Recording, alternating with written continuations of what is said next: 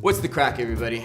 It's your man David Hernandez from Holiday Wine and Liquor, and today we're going to be talking about the #1 selling Irish whiskey in the world, Jameson, as well as a few of its mates, Jameson Black Barrel Edition, as well as the Caskmates Stout Edition. And if you never tried Jameson before, or ever heard of it for that matter, well, my question to you is, where have you been this entire time?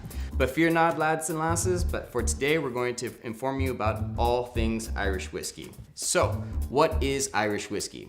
Well, for starters, it's whiskey that's made in Ireland, aged for at the very least 3 years in some charred oak barrels. Irish whiskey didn't really first come onto the scene until about the 12th century or so, and back then in Gaelic it was known as Ishkeba. I'm gonna say this one more time, Ishkeba. And yes, folks, that is a real word, and it directly translates to the waters of life. Though I suppose after a couple of drams of Irish whiskey, we're all gonna be sounding Irish in one form or another. Here's a few things that set Irish whiskey apart from some of the other whiskeys made around the world.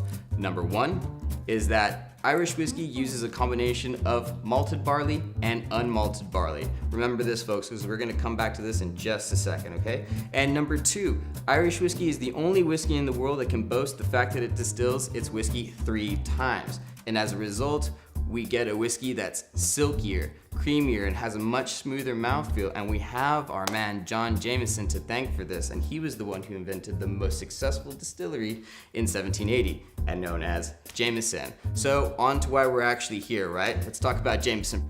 Here we go, Jameson, right? So, Jameson whiskey on the nose is very light, floral, some honey notes, a little bit of fudge, and there's definitely some grassy notes on there. Remember how I told you about that unmalted barley going on there? That's what's definitely coming through right over here. And so, on the palate, it's got a very silky, creamy mouthfeel. Hints of orchard fruits in there that are akin to apple and pears, and a little bit of vanilla creaminess on there. And the finish itself is medium length, and it leaves a lingering honey and spice flavor on there. So it doesn't linger too long, but just long enough to remind you that you need to be taking another sip pretty soon. So the next one we're gonna talk about, the Jameson Black Barrel. Jameson Black Barrel over here. So this one's gonna be its intense cousin and essentially brother over here. So on the nose for the Black Barrel,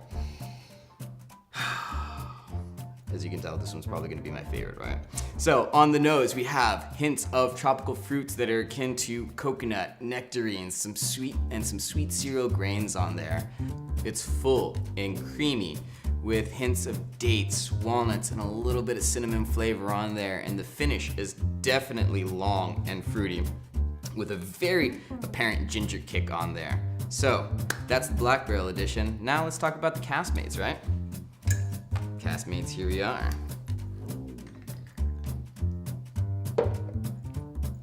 So the Caskmates is pretty much an experimental version of what Jameson does, right? What they decided to do was they put some of their Jameson inside previously used stout barrels. So what you have here is a whiskey that whiskey lovers and craft beer drinkers alike will love. So on the nose, still retains some of those grassy note flavors that the original Jameson has. So again, a little something for everybody in there, right? But definitely that stout's coming through, and I'm left with some milk chocolate notes and some wooden spice on there. But on the palate, still floral, a little hoppy, but not as bitter as you would expect it to taste, having previously stout in there.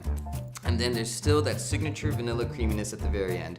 And the finish is very familiar, but at the same time, it's different because you have huge hints of chocolate and spice on the palate that's also on the finish as well too.